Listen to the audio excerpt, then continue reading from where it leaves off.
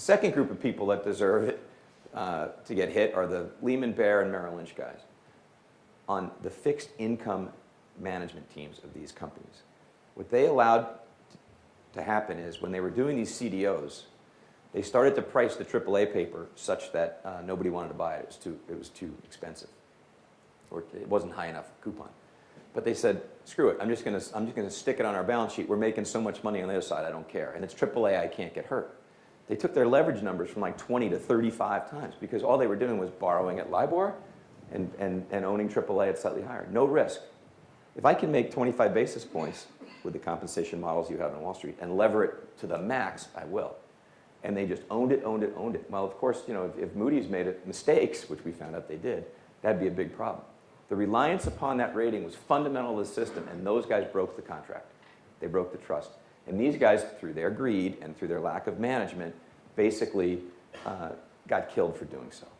I can tell you guys, when I ran the CBO business at Credit Suisse back when it was a young business, and when we did a CDO, we could not book $1 of revenue till every security had been fully distributed to customers. These guys were just taking it from the syndicate book and putting it in their trading desk and booking the revenue.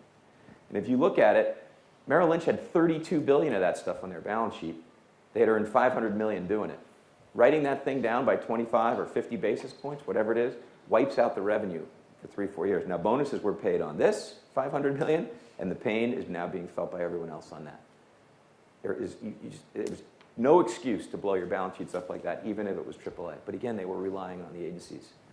So whose fault is it? I think it's both their faults. But this is really where the system broke.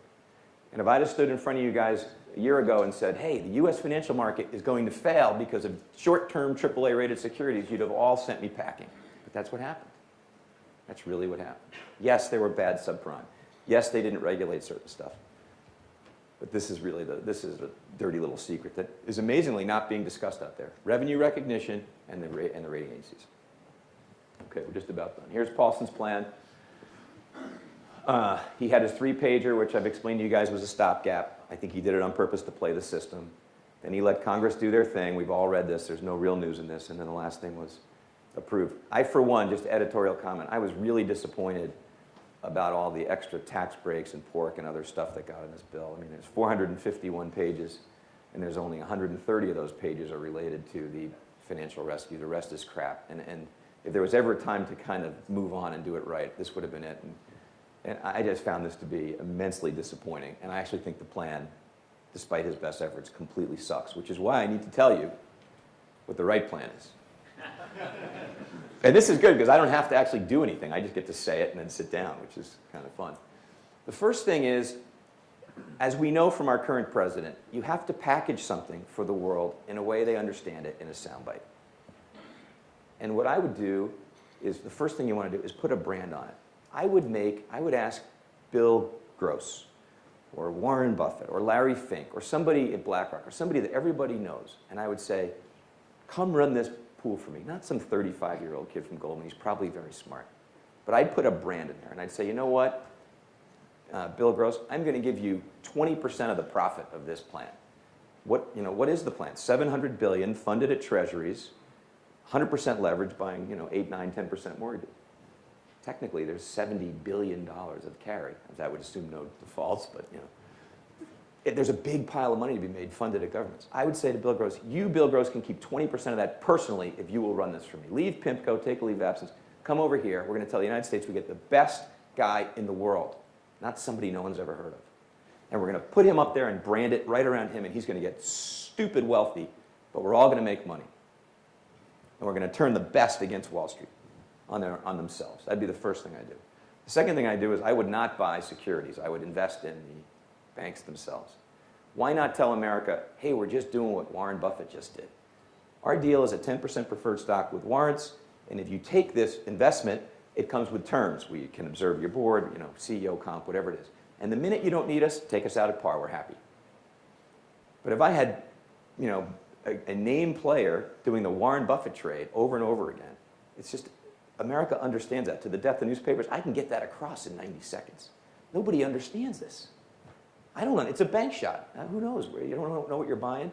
The other thing is, if you buy $1 debt, you solve $1 problem. If you put $1 of equity into a bank, you have $10 of lending power. That seems to me to be pretty easy math. So put good people, brand it up right, and do it with leverage, and then try to figure out inside of that how to restructure these foreclosing and get them done quickly through the government or through that plan that I thought I mentioned to you that Bush had. What should the SEC do? They should regulate the rating agencies because those guys broke the contract. They broke the trust. It was inexcusable what they did. They're not the best and brightest in the system, but still, they really missed it. Is it Monday morning quarterbacking by me? Sure, but I'm the speaker. I can do that. The second thing they have to do is get the CDS market. Americans will let you bail something out once, but you can't say to them, I don't really understand it, you can't track it, but that's the problem. You have to actually make it physical, make an exchange, and that's actually going on right now, and I think that will happen. What Wall Street needs to do, anybody that trades securities for a living needs to get paid like a mutual fund manager. Because, by the way, all these guys that came in and said, hey, mark everything down, 4 or 5 years from now when we're in a conference like this, they're going to mark everything back up, and they're going to get paid like crazy, and they're going to have done exactly this. So I think, look at how mutual fund managers get paid. They get paid on their performance in their trading book this year, over 5 years, and over 10 years. They have to, the marks have to go for a long time. And I think that's a comp system that works. I also know from running a fixed income business that I can get a report on my inventory every day. The internet's a great thing. Why not use it for bank inventories? You want transparency? That's what the market wants? Give it. I'll tell you this, that would shrink the balance sheets fast because nobody wants to own anything if everybody knows what they own. That would deleverage you like that. And then you'd have the information to make the trades.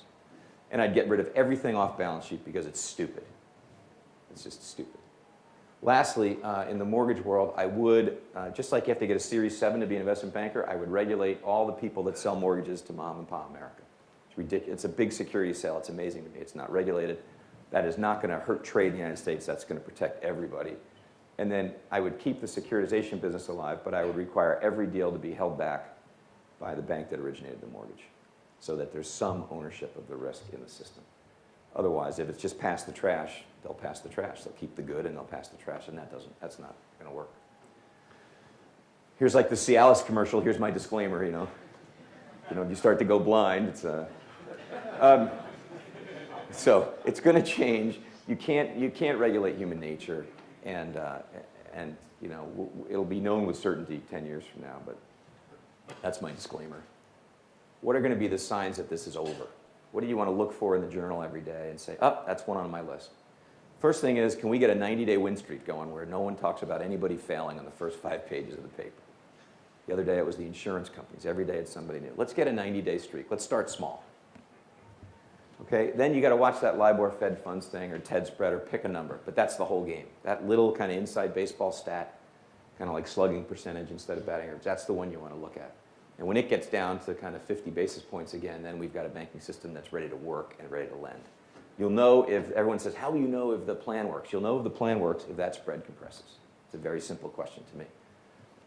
I'd like to see somebody besides GE or Goldman or JP Morgan or B of A raise some equity. That'll mean that the world is functioning again and that there's a little bit of confidence in asset values.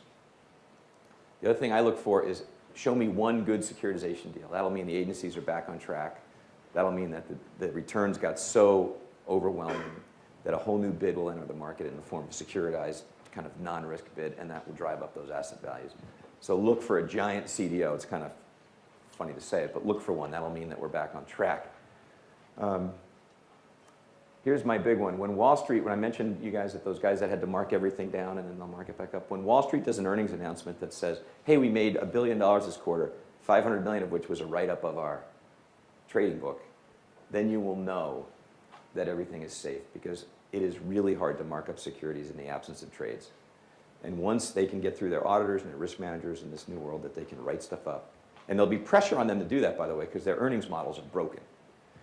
That will mean that all the crap is out of the system and there's confidence in the material again. And then the other thing, you'll see lots of statistics on housing, how many months of inventory there are. That's all great. The thing I look for is foreclosure inventory, because until foreclosures are out of the system, the inventory stats don't matter. It's not the big picture, it's the little one there that we'll track. So that's your checklist on when we get out of it. And on that happy note, I'm done.